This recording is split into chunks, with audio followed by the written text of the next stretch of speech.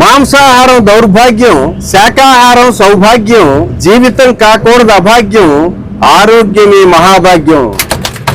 జీవులను చెయ్యకూడదు వధ, అనుభవిస్తావు ఎంతగానో వ్యధ, తెలుసుకోలే వాటి బాధ, ధ్యానం చేస్తే గ్రహిస్తావు వాటి గాథ. దేహం అనేది ఒక తొక్క, తినకూడదు మాంసపు ముక్క, శ్వాస మీద ధ్యాసయే మనకు లెక్క, ఇది శక్తిని ప్రసాదించే కల్ప వృక్షపు మొక్క.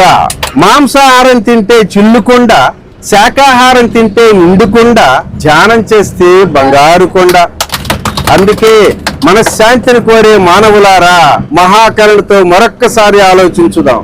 నీటిలోన పుట్టి నీటిలోన పెరుగుతూ నిగనిగలాడే చేపలు మనకేమి చేటు చేసే, గడ్డి గాదములు తిని బిడ్డలు వేరే బ్రతికే మేకలు జింకలు మనకేమి హాని చేసే, నీజములు మృంగుతూ తెలవారుతుందని తెలుపుతూ కోటలేస్తున్న కోళ్లు మన ధనమేమి కొల్లగొట్టే, అడవిలో పుట్టి అడవిలో పెరుగుతూ మేకలు జింకలు ఆకులు తెలుసు అవలీలుగా కొండలెక్కుచుండా, మేక జింక కుత్తుకును కోసి మాంసము వండి తిని మనుషుడు మంచమెక్కుచుండినే, మనుషులకేమిది మాయరోగమాయనే.